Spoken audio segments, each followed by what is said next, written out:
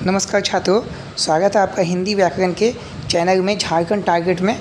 चलिए, हिंदी व्याकरण से आप लोगों को 100 महत्वपूर्ण प्रश्न में कराने जा रहा हूँ आज, जो कि आपके आने वाले सभी एग्ज़ामों के लिए आपको बहुत ही ज़्यादा महत्वपूर्ण इम्पॉर्टेंट रहने वाले हैं, क्योंकि आपका अभी सभी एग्ज़ामों में हिंदी को क्वालिफाई के लिए बना दिया गया है। अगर आप हिंदी में क्वालिफाई करते हैं तभी आप नेक्स्ट पेपर तक पहुँच सकते हैं अपना।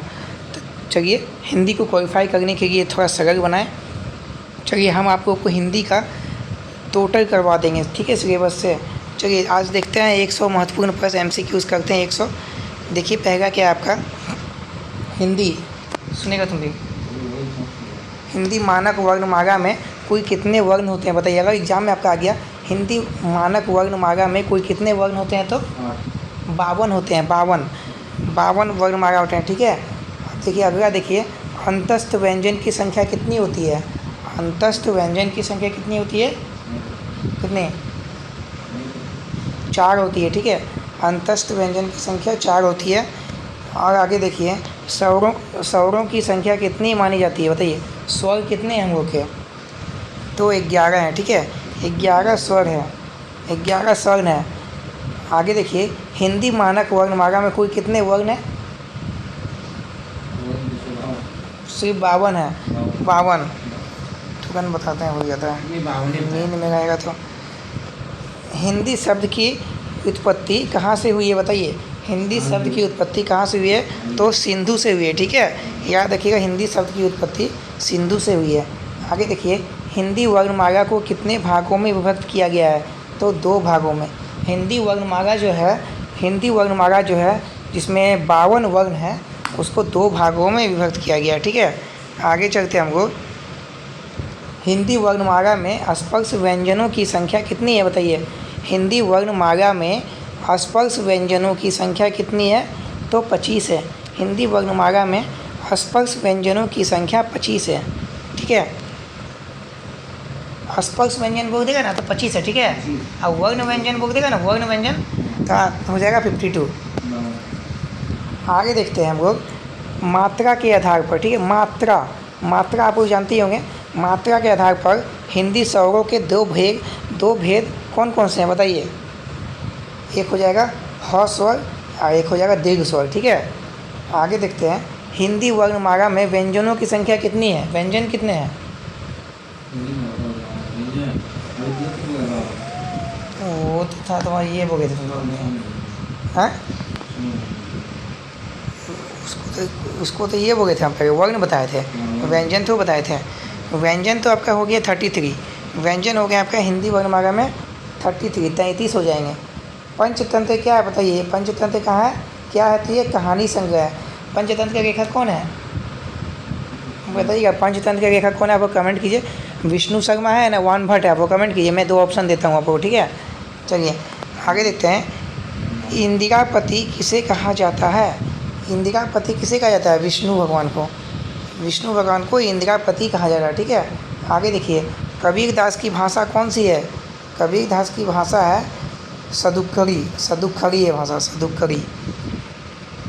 आगे देखिए, प्रगतिवाद उपयोगितावाद का दूसरा नाम है, यह किसका कथन है, तो रामविलास शर्मा का। अगला, रामचरितमानस में कोई कितने कांड हैं, तो 7 है। हिंदी साहित्य के इतिहास के रचयिता कौन है, आचार्य रामचंद्र शुक्ला, ठीक है। कलम का जादूगर किसे कहा जाता है, राम वृक्ष बेनीपुरी को कलम का जादूगर। गीत गोविंद किस भाषा में लिखा गया है, तो संस्कृत भाषा में। और गीत गोविंद के रचनाकार कौन है, गीत गोविंद के रचनाकार कौन है बताइएगा, वो विष्णुगुप्त हो जाएंगे। आगे देखते हैं, किसे लोकनायक कहा जाता है बताइए। लोकनायक किसे बोलता है, लोकनायक होता है, आपको बाल गंगाधर नहीं मार दीजिएगा, वो लोकनायक नहीं, ये दूसरा लोकनायक है। हिंदी से पूछ गए, हिंदी व्याकरण से प्रश्न होगा आपका। तो हिंदी व्याकरण में लोकनायक तुलसीदास जी को बोला गया है, तुलसीदास जी को बोला गया है लोकनायक। देखिए, तो के बाद ल आता है ना, ल, तो आपका यहाँ ही से बन गया पटरी लोकनायक, ठीक है।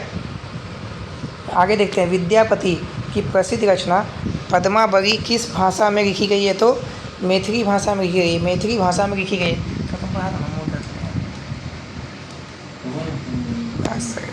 ये ही कुछ पढ़ नहीं पाएगा। जादू किस जाटू जो होता है किस बोली का उपनाम है? तो बांगरू का है, बांगरू का है, बांगरू का है उपनाम। हिंदी का पहला नाटक कौन सा था बताइए? तो नहुस था। हिंदी का जो सबसे पहला नाटक रचयिता हुआ था उसका नाम था नहुस।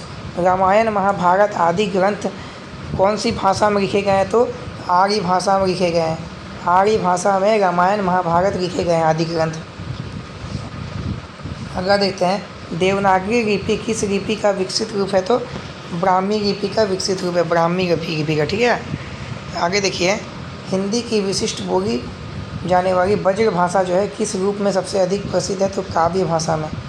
काव्य भाषा में ब्रज रूप काफ़ी प्रसिद्ध है। आगे देखिए, संविधान की 8वीं सूची का उल्लेख भारतीय भाषाओं की संख्या कितनी है बताइए? 8वीं अनुसूची में जो भाषा का वर्णन किया गया है, तो भाषा की संख्या कितनी है टोटल? 25 को भारत में बनाया था। आप याद रखिएगा, 8वीं अनुसूची में जो है 22 भाषाओं की चर्चा है। 8वीं अनुसूची में 22 भाषाओं की चर्चा है। ठीक है, चलिए आगे देखते हैं। हम बहुत ही महत्वपूर्ण प्रश्न होगा आपका ये।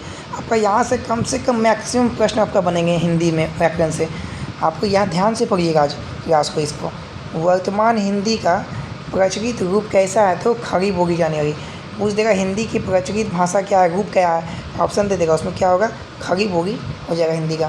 ठीक है, हिंदी साहित्य सम्मेलन प्रयाग की स्थापना कब हुई? तो 1910 में। ठीक है, आगे देखिए, संविधान की 8वीं अनुसूची में, तो ये मैंने बता दिया 22 भाषा है।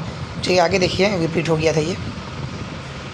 आगे देखिए, बोलने वालों की संख्या की दृष्टि से हिंदी का विश्व में कौन सा स्थान है? तीसरा। हिंदी का पूरा विश्व में तीसरा स्थान है। तीसरा स्थान है हिंदी का पूरा विश्व में। बोली जाने वाली तीसरी भाषा है हिंदी विश्व में।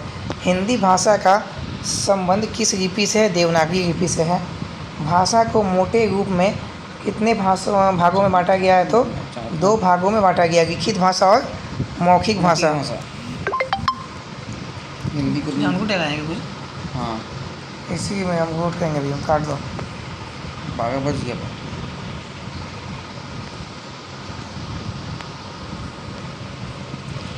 चलिए देखते हैं हम लोग, हिंदी भाषा जो है, हिंदी भाषा का संबंध किस लिपि से है? देवनागरी लिपि से है। ठीक है, आगे देखते हैं, भाषा को मोटे रूप में कितने भागों में बांटा गया? 2 भागों में, लिखित भाषा और मौखिक भाषा। ठीक है, आगे देखिए, भाषा शब्द की उत्पत्ति बताइएगा कहाँ से हुई है? तो भाषा शब्द की उत्पत्ति संस्कृत के भाषा धातु से हुई है। संस्कृत की भाषा धातु से हुई है।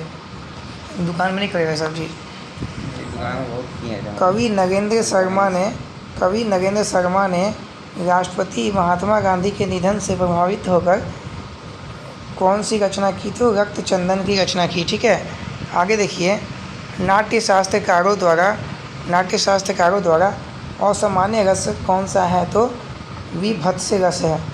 अगला देखिए, काव्य शास्त्र का प्राचीनतम नाम क्या है? तो अलंकार शास्त्र है। ठीक है, रीति संप्रदाय के संस्थापक कौन थे? आचार्य वामन थे। आगे देखिए, हिंदी में काव्य शास्त्र के प्रथम आचार्य कौन है? तो केशव दास हैं। साहित्य शब्द किस शब्द से बना है? तो साहित्य शब्द से ही बना है। हिंदी साहित्य में जीवनी साहित्य का प्रारंभ कौन से युग में हुआ? तो भारतेंदु युग में हुआ। ठीक है, आगे देखिए, हिंदी भाषा का साहित्य के लेखक कौन है? तो श्याम सुंदर दास है। हिंदी भाषा और साहित्य के लेखक, हिंदी भाषा और साहित्य के लेखक बता दिया। हिंदी भाषा जो तुम बोलता है, जो हम लोग बोलते हैं हिंदी भाषा और साहित्य के लेखक है श्याम सुंदर दास। मनुष्य एक सामाजिक प्राणी है, यह किसका कथन है? अरस्तु का। चप्पू किसे कहा जाता है? चप्पू गद और पद मिश्रित रचनाओं को कहा जाता है चप्पू। कलाधर उपनाम से कविता कौन सा कवि लिखते थे? तो जयशंकर प्रसाद। रस निधि किस कवि का उपनाम है? तो पृथ्वी सिंह का। प्रेमचंद की अधूरे उपन्यास का क्या नाम है? मंगलसूत्र। मंगलसूत्र जो है प्रेमचंद जी अधूरा ही लिख कर चले गए हैं, पूरा नहीं लिख पाए। हाँ, बहुत बड़ा, मतलब बहुत उपन्यास लिखा है। मंगलसूत्र अधूरा ही रह गया। हिंदी का सर्वाधिक नाटककार कौन है? सबसे ज़्यादा नाटककार कौन किए थे? तो जयशंकर प्रसाद जी किए हैं। जयशंकर प्रसाद जी किए नाटककार हिंदी का। तुलसी की गीत रामचरितमानस में कौन सी भाषा का प्रयोग किया गया? तो अवधी भाषा का प्रयोग किया गया है, अवधी भाषा। मीराबाई ने किस भाव में कृष्ण की उपासना की है? तो माधुर्य भाव में, माधुर्य भाव में यानी कि मधुर भाव में। एकांकी के जन्मदाता कौन है? तो धर्मवीर भारती। एकांकी के रचनाकार है धर्मवीर भारती। रामचरितमानस का प्रधान रस क्या है? तो शांत रस। सबसे पहले अपनी आत्मकथा हिंदी में किसके द्वारा लिखी गई थी? डॉक्टर राजेंद्र प्रसाद। सबसे पहले अपनी आत्मकथा हिंदी में लिखा था डॉक्टर राजेंद्र प्रसाद ने।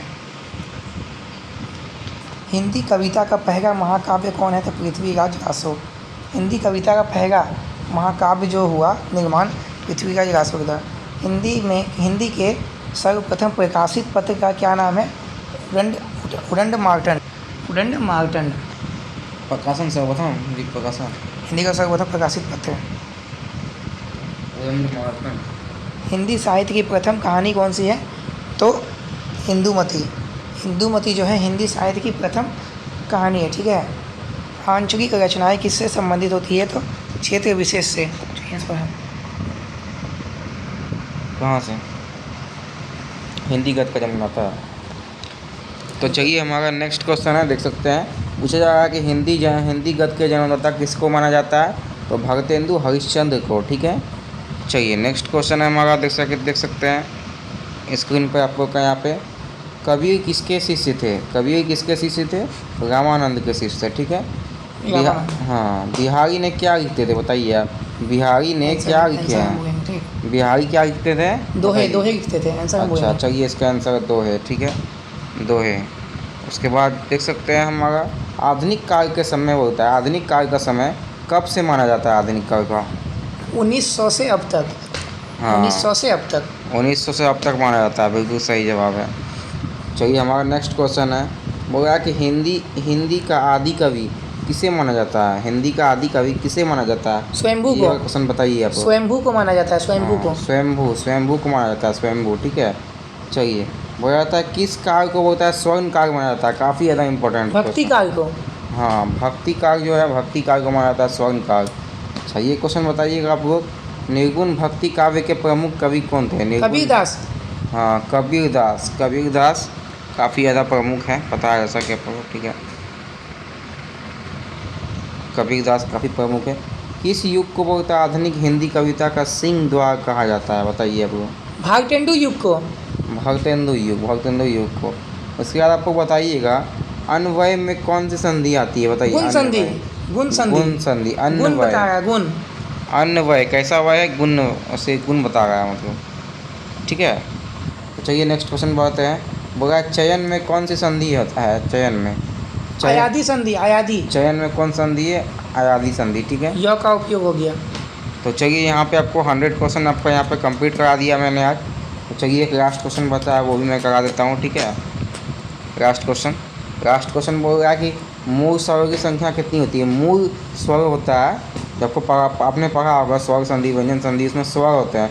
तो स्वर की संख्या टोटल कितना होता है? 11। टोटल ये लास्ट क्वेश्चन था आपका, जो कि कंप्लीट हो चुका है। मूल स्वरों की संख्या 11। तो चलिए बस यहीं तक हमारा आज का सफर था। जब मिलते हैं किसी दूसरे वीडियो पे, तब तक के लिए हमारे चैनल पर बने रहे। आप लोग नया चैनल है तो चैनल को सब्सक्राइब कर ले। चाहिए हमारे चैनल पर नहीं हुए आप लोग तो। चलिए तब तक के लिए मिलता हूँ। जय हिंद, वंदे मातरम।